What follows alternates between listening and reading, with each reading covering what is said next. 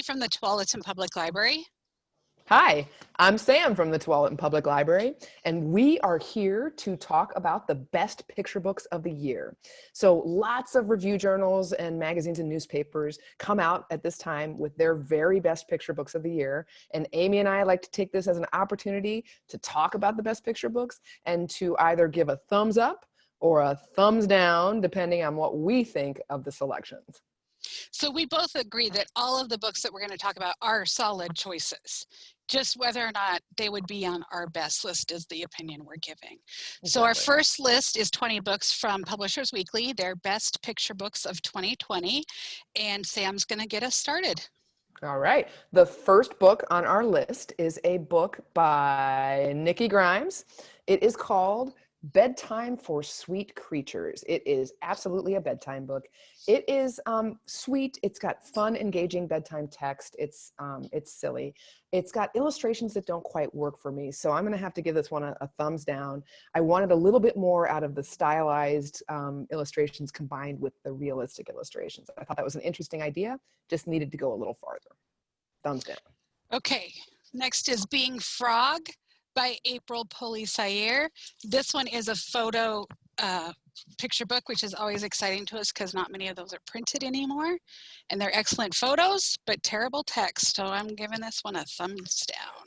I'm going thumbs up because I like the photos enough that it makes up for the bad text. They are great photos. Yeah. Okay, the next book is called The Blue House by Phoebe Wall, and our hold didn't come in, so I can't hold it up for you. Didn't get to read it. Looks like a great book. Can't vote, though, because don't want to say anything that I can't really speak to. Okay, my pick for book of the year is this one, which is Evelyn Del Rey is Moving Away by Meg Medina and illustrated by Sonia Sanchez. This has everything in it that a great picture book has. It has beautiful text. It has illustrations that advance the text. It made me laugh. It made me cry. In 32 pages, these two girls were real friends to me. So total thumbs up. Thumbs up. Hit the nail on the head. I cried too. Okay. The next book on our list is a book called Every Color of Light. It's written by Hiroshi Osada and it's illustrated by Ryoji Arai. And this book is a thumbs down for me. I thought the illustrations were interesting. They're very artistic, but the text was, there was nothing that distinguished it to me. It was very much just the text of a rainstorm. I've seen it before, so not so into this one. Okay, next up we have Honeybee, The Busy Life of Apis mellifera by Candace Fleming and Eric Roman, who are a wife and husband writing team. And this is one of the great nonfiction books to me. So if you want a book about honeybees, the text and the illustrations are perfect, and you can't go wrong with learning more about honeybees. We need them. Big thumbs up. Okay, the next book is a book called How to Solve a Problem, and it is by Ashima Shiraishi and illustrated by Yao Zhao, and I loved this book. I particularly love this book for like first graders, second graders, not really a story time book, kind of longer than that, but a really interesting book written by one of the world's best mountain climbers, rock climbers. She is an award winner and interestingly breaks down how to solve a problem, be it climbing a boulder or tackling all the rest of life's problems. I really think this was a very successful book. I'll show you one photo, one illustration, I mean, just to give you an idea of the kinds of, it's very comic book kind of oriented. It's got a really nice graphic quality to it. Highly recommend. Thumbs up.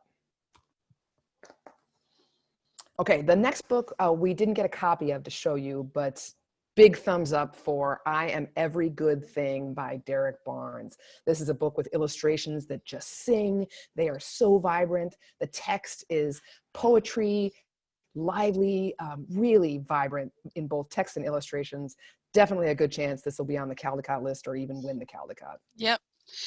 And our next book is by a 2-time Caldecott winner, Sophie Blackall, and her latest book is If You Come to Earth.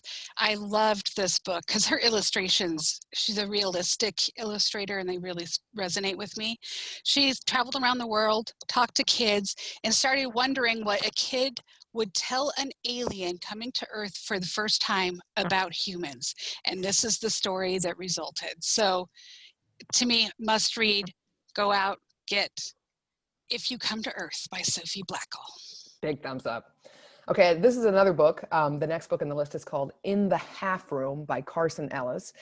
We did not get our hold on this one, so I can't hold it up. Carson Ellis is the author who brought us Do Is Talk, which I loved. It was so much fun to share with my 6-year-old. This book looks a little different. We're not going to vote. It's basically a bunch of pictures that are just half of things, like half a chair or half a rug, which is interesting. I'm not sure how it's going to work. I'm not going to vote. We'll see. Okay, our next book is I Talk Like a River by Jordan Scott and Sydney Smith. This is a great book about a boy who stutters and how his dad helps him accept himself as he is and love himself as he is. This is one of those books when people tell you that books can teach empathy, this is what they mean. So great classroom read, great one-on-one read, I Talk Like a River. Big thumbs up with that one. And then Julian at the Wedding by Jessica Love. Last year, Julian is a Mermaid came out. Sam and I both gave that a thumbs up. If you haven't read it yet, go find a copy.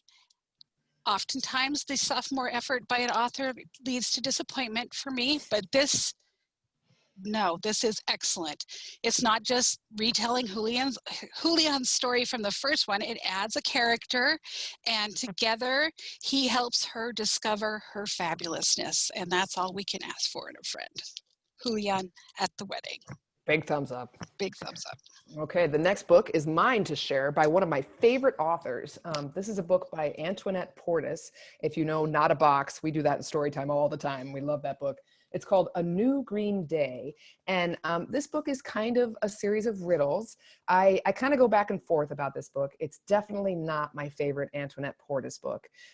It's a fun book to share one-on-one, but as far as rising to the level of best book of the year, I'm probably gonna have to go thumbs down on this one because it's really fun to share, but it's not her best work, and I don't think it's one of the best books of the year. Okay, but from that book, we're going to go to one of the books that I absolutely think is one of the best books of the year. This is a book called The Old Truck, and it's by Jared and Jerome Pumphrey, 2 brothers. And this book is a really simple, really elegant telling of a truck on a farm. It would work in story time. The best part, I mean, the text is great. It's a circular story. I love circular stories. But the illustrations, these block print illustrations are just, I'm over the moon about the illustrations in this book. I love everything about this book. Big thumbs up, possible contender for the Caldecott. For sure. And then Our Little Kitchen by Julian Tanaki is the next book on the list. Another book that we weren't able to get our hands on. So no vote on this one, although we like Julian Tanaki. So hopefully it'll be a thumbs up. Yep. Okay, our next book is Outside In by Debra Underwood and Cindy Derby. I don't know how this got on a best books list. It's fine. There's nothing about it that rises to the level of best books. It's fine. So thumbs down as far as a best book for me. Totally agree. And then my last book, Out the Door by Christy Hale, is one of those books that is greater than the sum of its parts. It is a magical book. There's so many reasons to share this with kids. The language, the illustrations, the explanation of how kids in New York City get to school, not school buses, and just pure magic to me. Love this book. Yeah, thumbs up from me too. I love that one. Okay, now we got 2 more left, and these are 2 fabulous winners of books. The second to last book on our list is called We Are Water Protectors. And Aimee and I have both said that this is perhaps one of the most important books that was published this year. It's an own voices book, which means it was written by, it's all about people who are trying to protect native lands. It's written by 2 Native Americans, and it's everything. For me, this is everything a picture book needs to be. It's beautiful text, it's lyrical, the illustrations are stunning, and I'll just show you one of my faves. I gotta get to it. Okay, here we are. Check this out. I mean, it's just beautiful. There's so many. When I was trying to find my favorite illustration for this one, I just had one after another that I wanted to share with you. So more simple would be for you to just go out, check out this book, and read it for yourself. Big thumbs up for Big this thumbs one. up. Yeah. That could be a Caldecott contender too. Absolutely. I'm glad you said that. And last but not least, another book that I think absolutely might be a Caldecott contender by one of our all-time favorite authors. This guy's name is Christian Robinson. YouTube him, watch him in action, because he's really fun to see in action. You Matter is a lovely book talking about the simple idea that you matter. And we all need to hear this message. My favorite part about this book probably is the illustrations. I love the way this guy illustrates, but also its inclusiveness. It isn't over the top as far as, like the messaging, but every illustration represents people of different abilities, people of different skin color, people who seem like they're from different religious backgrounds. It's just so quietly and beautifully inclusive. I love this book. And indeed, you matter. You matter, Aimee. You matter too, Sam. Thumbs up on that one. Read this book. Big thumbs up. That concludes our votes on the best picture books from Publishers Weekly. Join us next time for the New York Times best books list, which is always interesting to talk about. Thanks for joining us. Bye.